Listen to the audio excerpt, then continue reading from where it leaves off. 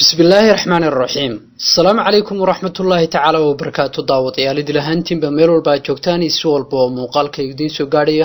كسو دوادي وركي وقدن بعالم كي سومالي دا madaxweyne ku-xigeenka maamulka Khaatumo ayaa wuxuu ka hadlay ku biirista ama badhisme maamul goboleed loo dhiso deegaanada Maakhri iyo Khaatumo isagoo beeniyay arrimahaasi waxa uu sheegay in arrintaasi ay tahay mid been abuur ah isla markaasna waxa uu sheegay in Khaatumo ay ka mid tahay waa sida uu hadalka u dhigay maamul goboleedka Somaliland ee ka arrimiyay gobolada waqooyi ee dalka waxa uu sheegay in xisbi afraad ay furan doonaan isla markaasna doorashooyinka ku soo wajahan Somaliland ay ka qayb qaadan doonaan halka dhanka kale uu bogaadiyay guddiga commissionka iyo qaabka ay wax u wadaan arrimaha isagoo ka hadlayeen waxa uu yiri sida ay sheegayaan reer Maakhri iyo reer Khaatumo adeero waa jiraan wada hadal badan baa jiray annagu haddaan reer Khaatumo nahay laakiin heshiis waxaanu la galnay Somaliland oo ku heshinay in aan wax wada qabsano Khaatumona waa dad samaystay dawlad waqti hore oo hadda dhowr sano jirsatay ma aha wax maanta bilaabmay marka wada hadalkaasi adeero wuxuu hayaa isturxaan bixin tol iyo wada hadal laba nin oo maadeero walaala mooyaane siyaasiyan wax Khaatumo iyo Maakhri isku darsamay oo jira ma jiraan annagu waxaanu nahay dawlad leh mabda oo ah inaan leenahay baarlamaan madaxweyne ku xigeen iyo wasiiro horena u dhistay dad lan heshiis la galay dawladda Somaliland imikana ay wadaan annaga iyo Somaliland inaanu heshiiskii fulino laakiin tolnimo iyo soo dhaweyn laba nool maadeero way hadalku iyo shirku turxaan bixin ah wax kale oo siyaasada ama Maakhri iyo Khaatumo isku biiray ama isku biiraya ama la sameynaya adeer waxaan jirin oo haday jirto horaad maqal lahayd taasna inta san kaayri madaxweyne ku-xigeen waxa jirta Somaliland arrin ka taagan yahay oo ah arrinta komishinka doorashooyinka oo aan xubin ay ka dhiman tahay golaha wakiiladuna ay ansixiyeen bal sidaad u aragtaa arrinta muranka ka taagan yahay dib ma u dhigi kartaa si doorashada Somaliland filayo inuu ka dhaco Khaatumo ahaan sideed u aragtaan arrinta su'aal wanaagsan waxa weeyaan oo horta aan waxa la isku haystaabo aanay wax weyn ahayn waxa ku tusaysa horta annaga Khaatumo ahaan waa soo dhaweynaynaa commissionka waxaanu ognahay inay doorasho ka dhacayso oo ku jiifno waayo annaga hadda ka Khaatumo ahaan waxaanu soo wadnaa oo sameeynaa insha Allah xisbi ku soo biiriya xisbiyada saddexda ah ee imika ay kala hogaamiyaan saddexda nin ee ilmaadeelka ah ee isku raashay saxaqa marka annagu arrinta commissionka aad baan u soo dhaweynaynaa waxaanu leenahay waa guul waayo haddii kala doorto iyo haddii kala doorto intuba waa isku halkii reeruun marka maxaa xisbiga uga xanaaqaya oo ay oranayaan may hebel dooni mayno hebel jecelaysi loo baahna waxa weeyaan adeerow kan iyo kala dooran doona waa laba nin oo reeraha oo wada Somaliland marka arrinta annagu haddaan reer Khaatumo nahay aad iyo aad baan u soo dhaweynaynaa xisbigii Khaatumo ee Somaliland uu soo socdo haddaan soo sameyn doonaa insha Allah waxaanu leenahay guul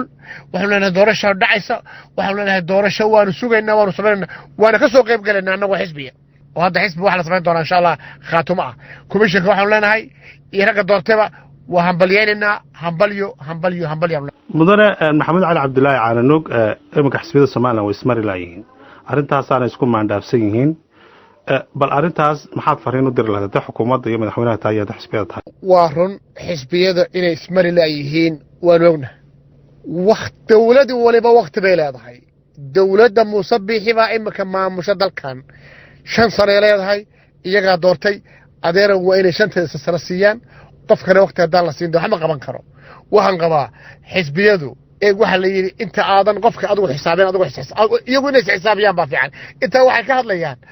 baarlamaanku waxay fadhiyaan 20 sano golaha deegaanka waxay fadhiyaan 20 sano xisbiyadu intay fadhiyaan marka horta waxa isweydiin leh xisbiyadu intay fadhiyaan adeer waxay fadhiyaan iyagu 20 sano marka intaanay dadka xisaabinin iyagu hay xisaabiyaan waxaanu leenahay xisbiyadu waa inay ku xisaabtamaan dalkan inuu dawlad loo doortay xisbigu madaxweyne ma aha golii fulinta ma aha waa xisbi mucaarid xaq buu leeyahay xaqiisa inuu dhaafo maaha walaal Khaatumo xaq baan u leenahay dalkan inaanu taladiisa iyo dhibkiisa iyo dheeftiisa wax walba inaanu laga weydiino xaq u leenahay gacli waxaan u sheegayaa abtiyaashay reer Sheekh Saxaab ama tolkayba waray dalkan annaga idin ka leexay jecel badan annagaa idinka lexe jecla badan wallaahi waxaanu leenahay xisbiyada waxaan leeyahay xisbiyada adeerow ha la sugo waqtiga madaxweynaha ha la sugo waqtigiisa ha loo daayo annagu waxaanu raacsannahay oo mar walba doonanaa dalkaas inuu nabad iyo wada noolaansho walaaltinimo lagu dhameeyo waxalba laakiin xisbigu inuu isagu yidhaahdo maya annagu yeeli mayno dee maaha meel ayagu keligood leeyihiin dad baa la leh dadkii la lahaana waa in talada wax laga siiya annagu haddaanu nahay waa raacsannahay xukuumadda iyo siday wax wado ugu dambayntii madaxweyne ku-xigeen heshiiskaad somalilan la gasheen xaguu ku dambeeyey ma wuxuu ku soo gabagaboomayaa xisbiga afraad aad sheegtay inaad ka samaynaysaan somalilan maadaama ay hogaamiyaashii saddexda xisbiga kale ay noqdeen qaar iyagu ka soo wada jeeda beesha dhexe mise wax kalea weli idiin hadhay oo howlo kalead u jeedaan waxaanu ku heshiinay reer khaatumo iyo reer somalilan oo reer sheekh saxaaq iyo wixii dowladda la shaqeeyaba waxa weeye ballan baanu galnay in la wada yeesho wax la wada yeesho ta ugu horreysa in wax la wada yeesho in wax la wada yeeshaa lagu ballamay arrintii way socotaa wax maalin iyo laba iyo bil iyo sanad iyo laba ku dhammaanayana maaha waxa waliba dee waxay leedahay garaan wareegto waa wareegaysaa oo dherin baan ku jirnaa muhiimaddu waxa weeye oo hadda aan ku soo celcelinaya xisbiga aanu samaynayno ee afaraad ee somalilan ay leedahay waxa weeye saddexda xisbi ee hadda jira ee ku dagaalamaya ee isku haysta ee adeer iyagu uun ishor fadhiya waa saddex xisbi oo isku reer sheekh saxaaq si ummadda aanu u badbaadino waxaanu u fakarnay inaanu samayno xisbiga afraad annagu haddaanu nahay dowladdii khaatumo iyadoo dowlada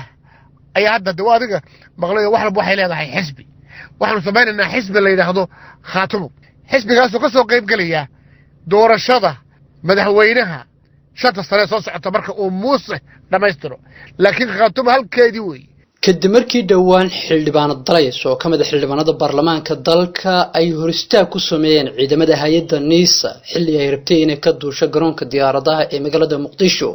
isla markaasna ay kusii wajahnay degmada luuq ee gobolka gedo ayaa waxaa baarlamaanka dalka uu guddi u xil saaray xayiraada xildhibaanada lagu sameeyey xilligaasi isagoona gudoomiyaha baarlamaanka dowladda federaalka soomaaliyana uu maanta shaaciyey isla markaasna uu soo saaray guddi baadhis ku samayn doona arrintaasi hor istaaga ah ee lagu sameeyey xildhibaanada haddaba warbixin arrintaasi ku aadan waxaa eegi doona wariye axmed maxamed ibraahim war qoraal oo ka soo baxay gudoomiyaha golaha shacabka ee baarlamaanka Soomaaliya Maxamed Mursal Sheekh Cabdiraxmaan ayaa lagu amray in guddiga arrimaha gudaha iyo amniga golaha shacabka ay soo diyaariyaan muddo 2 toddobaad gudahood warbixin ku aadan degmada toddobaadka in soo dhaafnay lagu diiday xildhibaan Dalees Xasan Aadan inay tagto degmada Luuq ee gobolka Gadow halkaas oo deegaan doorashadeeda xildhibaan Dalees oo nala hadashay kol hore ayaa sheegtay inaysan garanayn sababaha loogu diiday inay tagto gobolka Gadow maadaama ay doonayso inay ka qayb qaadato dejinta xiisada bariil la soo dhaafay halkaas ka jiray guddoonka golaha shacabka ee baarlamaanka Soomaaliya ayaa ka dalbaday guddiga amniga guddiga arrimaha gudaha iyo amniga inay si degdeg ah u yimaadaan warbixin waafi ah xildhibaanada golaha shacabka kaas oo cadeynaysa sababaha ka dambeeya xayiraadda xildhibaan Dalees lagu saaray qaar kamid ah xildhibaanada golaha shacabka ee baarlamaanka Soomaaliya oo ka hadlay arrinta xildhibaan Dalees ayaa sheegay in wax lagu xumaado ay tahay xildhibaan qaran laga hor istaago inuu booqasho ku tago deegaanka laga soo doortay iyagoo markii dambe ka dalbaday guddoonka golaha shacabka inay wax ka qabtaan arrintan isla markaana la horkeeno xarunta golaha shacabka taliyaha Nisafaad Yaasiin sidii wax loogu weydiiyay arrinta xildhibaan Dalees maadaama xildhibaanadu ay u diideen inay u safarto gobolka Gadow saraakiil ka tirsan hay'adda Nisa sida iyadoo ay sheegtay gobolka Gadow degmooyin ka tirsan ayaa bariil la soo dhaafay ka taagan xiisad isla markaana loo diiday madaxweyne ku-xigeenka koowaad ee Jubbaland Maxamuud Siid Aadan inuu tago halkaasi si uu uga qayb qaato dejinta xiisada halkaasi ka taagan magaalada muqdisho ee caasimadda dalka Soomaaliya waxaa gaadhay mas'uuliyiin ka tirsan maamulka Jubbaland gaar ahaan maamulka gobolka Gadow si ay heshiisyo ula galaan dowladda federaalka Soomaaliya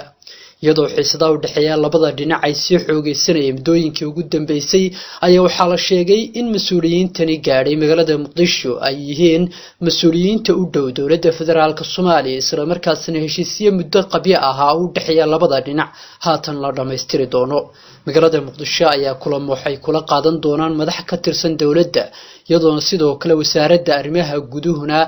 ay dhameystiri doonto heshiis ay la gashay mas'uuliyiintani ka soo hayaamay gobolka Gadow isla markaasna ka tirsan maamulka Jubbaland Cabdirasaaq Fantastic ayaa warbixin umurtaasi ku eegi doona magaalada muqdisho ee caasimadda dalka Soomaaliya waxaa gaaray mas'uuliyiin uu ka mid yahay gudoomiye ku-xigeenka doorashooyinka Jubbaland iyo sidoo kale taliyihii ciidamada daraawiishta gobolka Gadow Jamaal Xasan Frey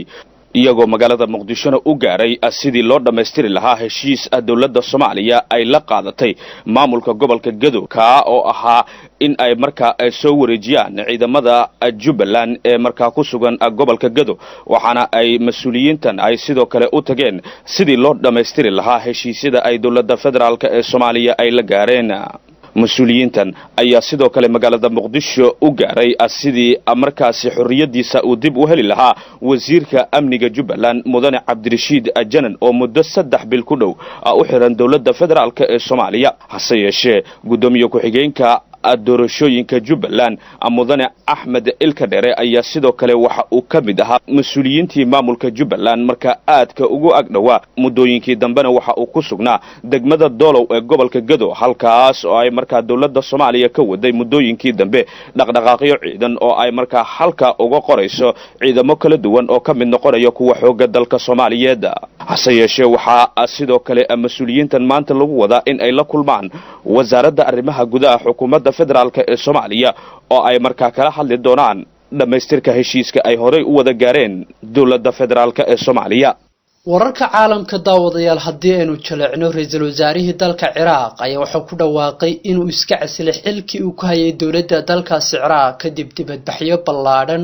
oo dhig uu ku daatay oo mudooyinkii ugu dambeeyay ka soconayay gudaha dalkaas Ciraaq iscasilaada ra'iisul wasaare Mahdi ayaa waxa lagu shaaciyay war saxaafadeed ka soo baxay xafiiskiisa iyadoo go'aanka uu isku casilay ra'iisul wasaaruhuna uu yimid kadib markii hogaamiyaasha ugu sarsaraysa ee dalkaasi ee Shiicada ay ugu baaqeen inuu baneeyo xafiiska labaad ee dalka ugu sareeya si loo joojiyo banaanbaxyada iyo rabshadaha dhiig uu ku daatay ee wali ka sii holacaya dalkaasi Ciraaq